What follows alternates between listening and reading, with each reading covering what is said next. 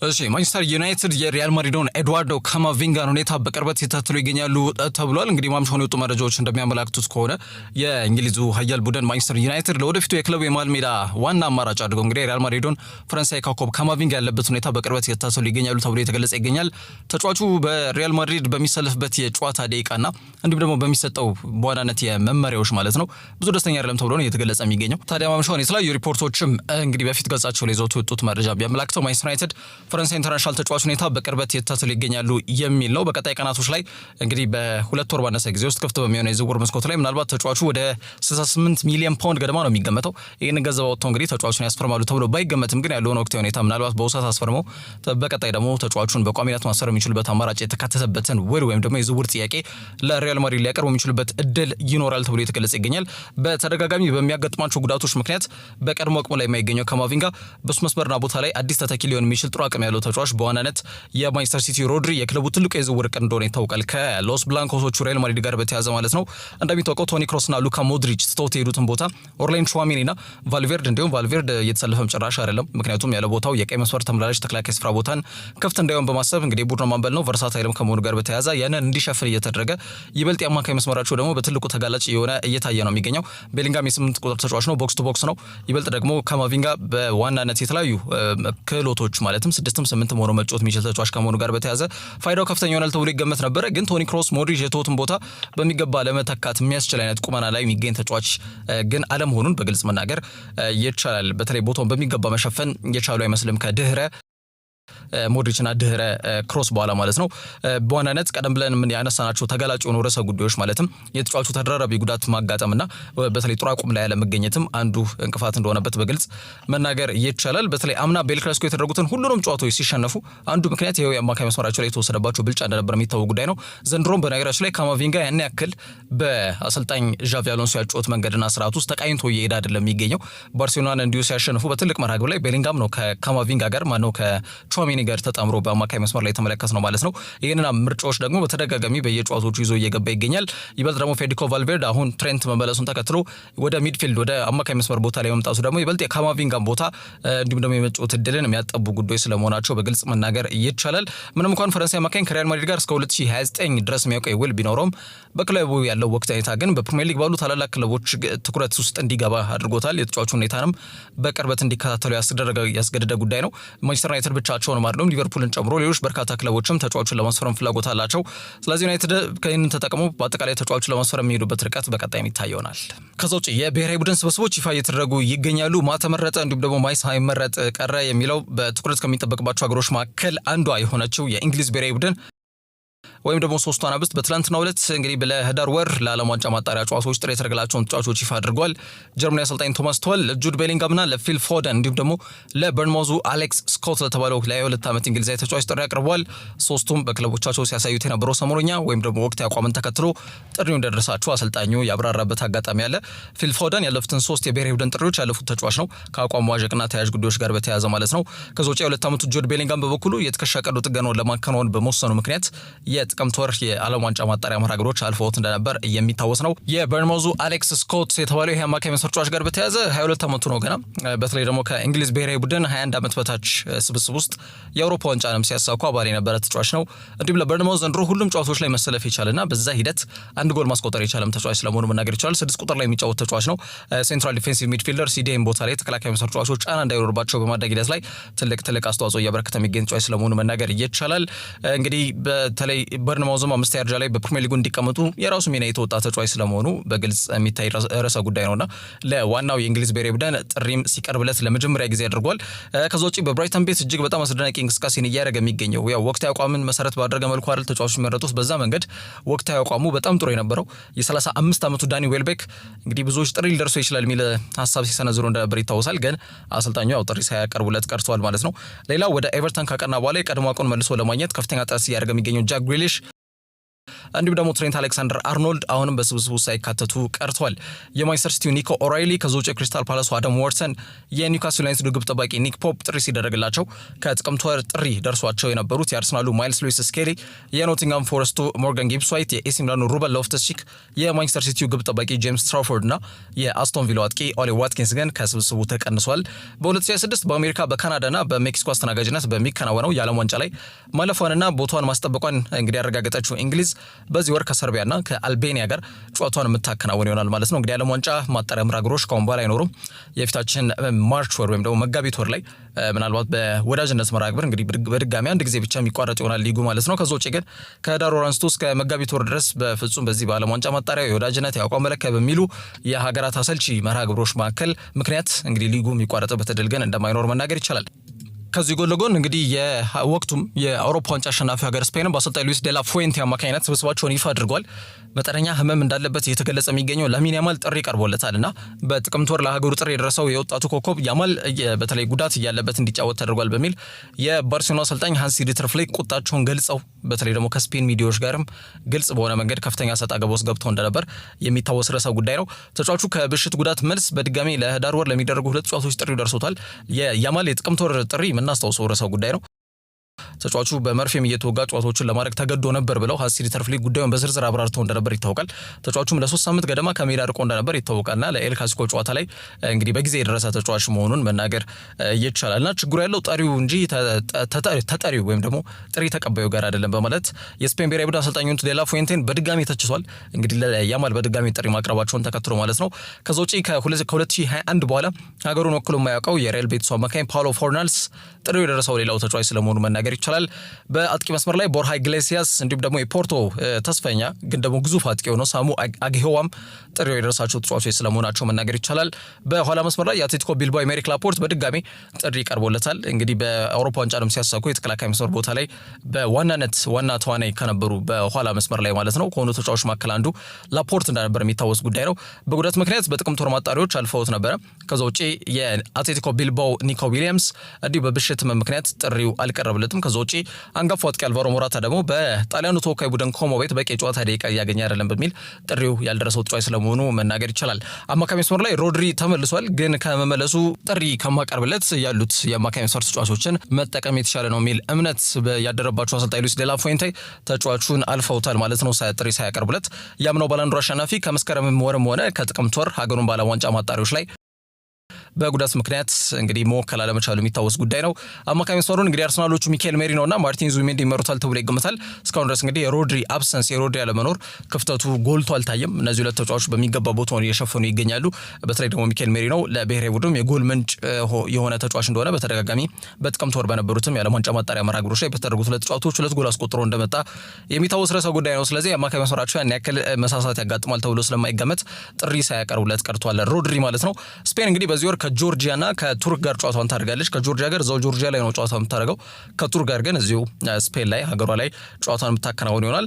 የምድብ መዲናቷን የሚያጠናክር ውጤት በማስመዝገብ ለ2026 የዓለም ዋንጫ ቲኬት መቁረጧን የምታውጅበት ሁኔታም የምትፈጥር ይሆናል ተብሎ ተገምቷል። ከዛ ውጪ ማንቸስተር ዩናይትድ እና ባርሴሎና ሜክሲካን ወንደርኪድ ወይም ደግሞ ተስፈኛውን አስደናቂ አጥቂ አማካይ መስመር ተጫዋች የሆነው ጊልቤርቶ ሞራን ለማስፈረም ከፍተኛ ፉክክር እያደረጉ እንደሚገኙ ይታወቃል። 2 ነገሮች ተከስተዋል በዚህ ዝውውር ጉዳይ ላይ። የመጀመሪያው ሪያል ማድሪድ ፉክክሩን በይፋ መቀላቀሉ ነው። ሁለተኛው ጉዳይ ደግሞ ክለቡ ቲጁዋናም ለተጫዋቹ የሚፈልጉትን ክፍያ ወይም ደግሞ ዋጋ ይፋ ማድረጋቸው ከዝውውሩ ጋር በተያያዘ ተጨማሪ አዲስ መረጃ ስለመሆኑ መናገር ይችላል። ያው ማንቸስተር ዩናይትድና ባርሴሎና አይናቸውን የሜክሲኮ ተሰጥኦ ላይ ያለው ተጫዋች ላይ መጣላቸው ያው የቅርብ ጊዜ ትውስታ ነው። ማንቸስተር ዩናይትድና ባርሴሎና ጊልቤርቶ ሞራ የተባለ ይነን የአጥቂ አማካይ መስመር ተጫዋች ለማስፈረም በሚደረጉ ፉክክር ፍሮንት ራነር ወይም ከፊት ፉክክሩን እየመሩ የሚገኙ ክለቦች ስለመሆናቸው ካልቺዮ መርካቶ በዘገባው ላይ ይዞት የወጣው መረጃ ያመላክት ነበር።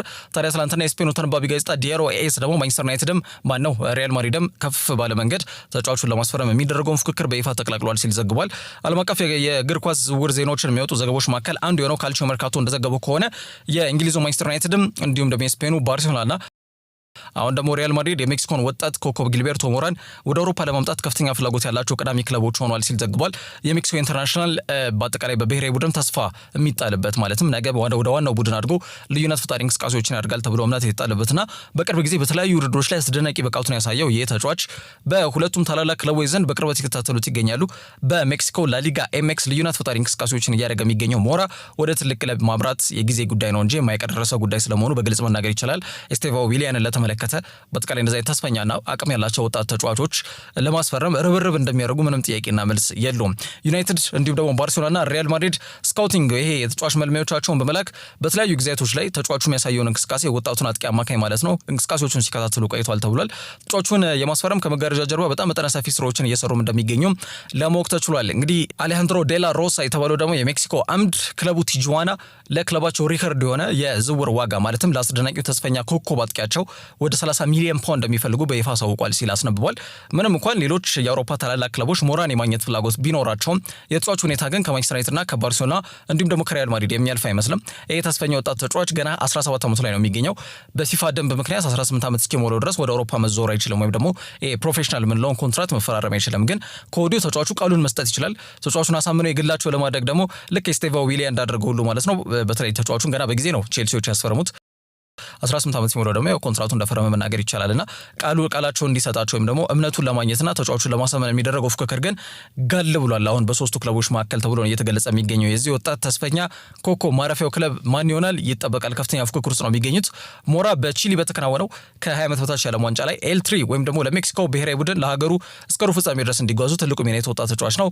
ተስፈኛ ወጣት ጥሩ አቅም ያለው ተጫዋች በኢሳት በእጅ ማስገባት ጥቅሙ እጅግ ዘርፈ ብዙ እንደሆነ የላቀባሪው ማርዳት ነው። በተለይ ደግሞ በአማካይ መስመራቸው ላይ በጣም ትልቅ ጥያቄ የሚነሳባቸው ማንቸስተር ዩናይትዶች ዘለቄታ የለባት ለመስጠት እንዲያስችላቸው በማሰብ ከዛ በተጨማሪ የአይኖስ ኬሚካል ግሩፕ የማንቸስተር ዩናይትድ አነስተኛ ድርሻ ባለቤቶችም የስትራቴጂያቸው በዋናነት ወጣቶች ላይ መሰረት ያደርገና ክለቡን ረጅም ጊዜ ማገልገል የሚችሉ ተስፈኛ ወጣት ኮከቦችን ማስፈረም እንደሆነ ይታወቃልና በዛ መስፈርት ላይም እንግዲህ ስክት ሊል የሚችል ተጫዋች ስለመሆኑ መናገር ይቻላልና ተጫዋቹን ለማስፈረም ከፍተኛ ጥረት ላይ ናቸው። እንግዲህ ሶስቱም ክለቦች በቀጣይ ተጫዋቹን አሳምነው የግላቸው ለማድረግ የሚወስዷቸው እርምጃዎች የሚታዩ ይሆናል። ከዛ ውጪ ግራኒት ዣካ ዛሬ ጎል ባስቆጥር ደስታዬን አልገልጽም ሲል ሀሳቡን ሰጥቷል። ግራኒት ዣካ አርሰናል ሁሌም በልቤ ውስጥ ያለ ክለብ ነው ሲል ተናግሯል። ሚኬል አርቴታ በበኩሉ የተሻለ አሰልጣኝ እንደሆነ ዣካ ረድቶኛል ሲል እንግዲህ ጥሩ የሚባሉ ይሄ መልካም ቃላቶችን ተወራውረዋል። እንግዲህ ዣካና ሚኬል አርቴታ ማለት ነው። እንግዲህ ከደሮር የዓለም ዋንጫ ማጣሪያ ጨዋታዎች በፊት በሚደረገው በጣም ተጠባቂው መርሃ ግብር መካከል አንዱ አርሰናል ከሰንደርላንድ ጋር ዛሬ ምሽት 2 ሰዓት ተኩል በስታዲየም ኦፍ ላይት የሚያደርጉት ተጠባቂ መርሃ ግብር ነው። ታዲያ ከዚህ ጨዋታ ጋር በተያያዘ ወደ ዜናዎችን ይፋ አድርጓል። ሚኬል አርቴታ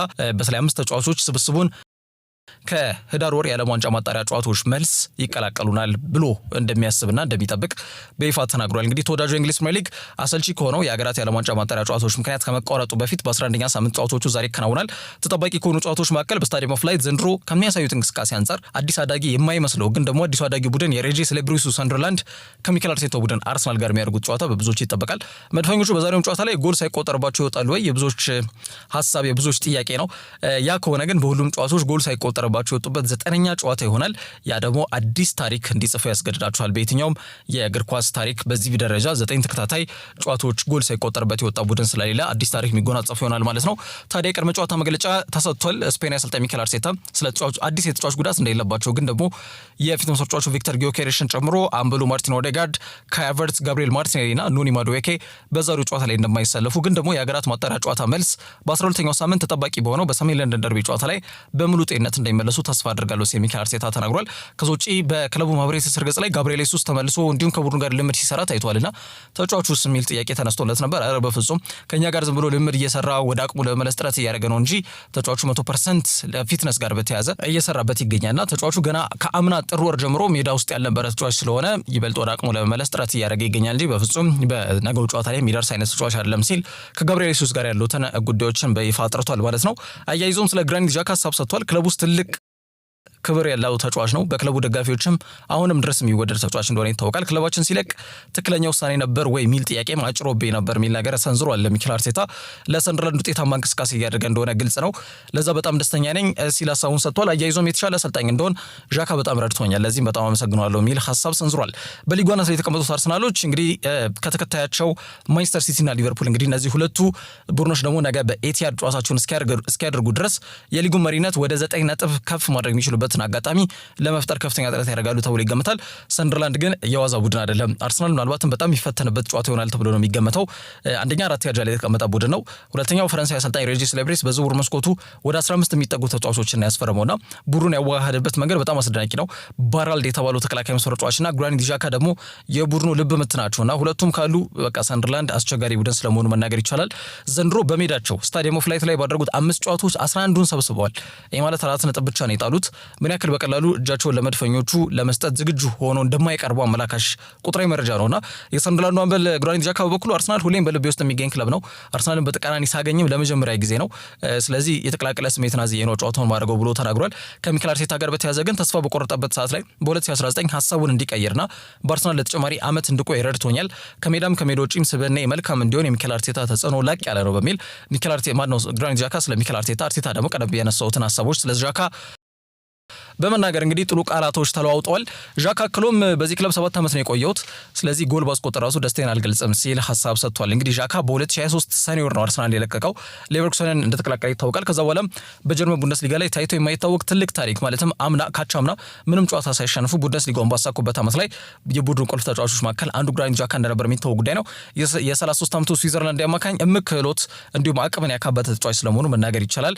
በዋናነት ደግሞ ልምዱ ትልቅ ፋይዳ እንዳለው ለሰንደርላንድም እየተመለከትን እንገኛለን።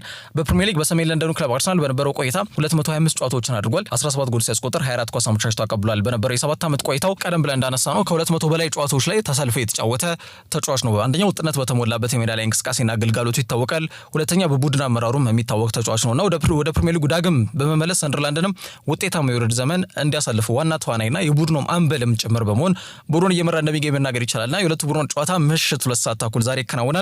ክሬግ ፓውሰን ደግሞ ጨዋታው በማል አርቢትነት የሚመሩት ይሆናል። ከዛ ውጪ ከዩሮፓ ሊግ ፍጻሜ በኋላ ለመጀመሪያ ጊዜ የሚገናኙት ቶተንሃምና ማንቸስተር ዩናይትድም ዛሬ የሚያደርጉት መርሃ ግብር እጅጉን ይጠበቃል። በ11ኛው ሳምንት የእንግሊዝ ፕሪሚየር ሊግ መርሃ ግብር ዛሬ ቶተንሃም ሆትስፐርስ ከማንቸስተር ዩናይትድ ጋር የሚያገናኘው መርሃ ግብር እጅጉን ይጠበቃል። በጥቅምት ወር ያደርጓቸውን 3ቱንም የሊግ ጨዋታዎች ያሸነፉት አሰልጣኝ ሩበን አሞሪም በእርግጥም ቡድናቸው የተሻሻለ መሆኑን ለማሳየት ከሜዳቸው ውጪ ወደ ሰሜን ለንደን ተጉዘው ቶተንሃምን ጋር የሚያደርጉት መርሃ ግብር ይጠበቃል። ከቅርብ ጊዜያት በኋላ እንግዲህ ማንቸስተር ዩናይትድ ላይ ያለውን የበላይነት በተደጋጋሚ እያሳየ የሚገኘው ቶተንሃም ሆትስፐርስ ዛሬም እንግዲህ ባለፈው ሳምንት በ10ኛው ሳምንት በሜዳቸው ከደረሰባቸው የለንደን ደርቢ 1-0 በሆነ ጠባብ ውጤት የቼልሲ ሽንፈት ለማገገም ይጫወታሉ ተብሎ ይገመታል። ዩናይትድ ከየትኛውም የአውሮፓ ውድድር ውጪ እንዲሆኑ አንዱ ምክንያት ቶተንሃም ነው።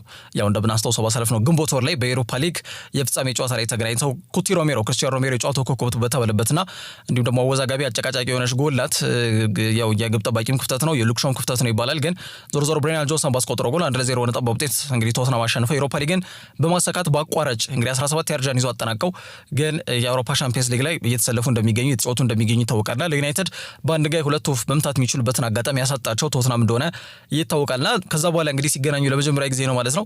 ቶተንሃም ከማንቸስተር ዩናይትድ ጋር በተገናኙባቸው ያለፉት 4 ተከታታይ ጨዋታዎች ሁሉንም ቶተንሃም ነው ያሸነፉት። ያ ትልቁ መሳሪያቸው ሊሆን ይችላል።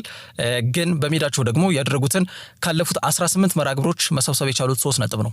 ያ ደግሞ በሜዳቸው ምን ያክል ደካማ እንቅስቃሴ የሚያደርግ ቡድን መሆኑን አመላካሽ ጉዳይ ነው። ስለዚህ ለዩናይትድ ደግሞ ይሄ ጥሩ ጎን ሊሆን ይችላል ተብሎ ሊነሳ ይችላል ማለት ነው። እንግዲህ በአጠቃላይ ቶተንሃም ዛሬ ድል የሚቀናቸው ከሆነ ግን ከሊቨርፑል በመቀጠል ቀዮች ሰይጣናትን በ5 ተከታታይ ጨዋታዎች ላይ ያሸነፈው ሁለተኛው ክለብም የሚሆኑበትን አጋጣሚ ይይዛሉ ማለት ነው። ሁለቱ ቡድኖች በኩል 17 ነጥብ በግብ ክፍያ ተበላልጠው መቀመጣቸው ደግሞ ሌላው ጨዋታው እንዲጠበቅና ጓጊ እንዲሆን የሚያደርገው ርዕሰ ጉዳይ ነው። በዩናይትድ በኩል ለረጅም ጊዜ ጉዳት ላይ የነበረው ሊሳንድሮ ማርቲኔዝ ልምድ ቢጀምርም ለጨዋታው ግን አሁንም እንደማይደርስ ነው እየተገለጸ የሚገኘው። ብዙዎች ተቀያሪ ወንበር ላይ እንኳን ሊቀመጥ የሚችልበት እድል ይኖራል የሚል ሀሳብና ግምት እንደነበራቸው ይታወቃል። ግን ለጨዋታው አይደርስም ተብሏል። በባለሜዳዎቹ በኩል ጄምስ ማዲሰን፣ ዲያን ክሊሴቭስኪ ከዛ ውጪ ቤን ዴቪስና ቪስ ቢሱማ በጉዳት የማይሰለፉ ተጫዋቾች ናቸው። የዶሚኒክ ሶላንኬ፣ ሉካስ በርግቫልና መሐመድ ኩዱስም የመሰለፋቸው እድል አጠራጣሪ ነው ተብሎ እየተገለጸ ይገኛል ካጋጠማቸው ጉዳት ጋር በተያያዘ ማለት ነው። ሁለቱ ቡድኖች ከዛሬ በፊት 204 ጊዜ ተገናኝተዋል።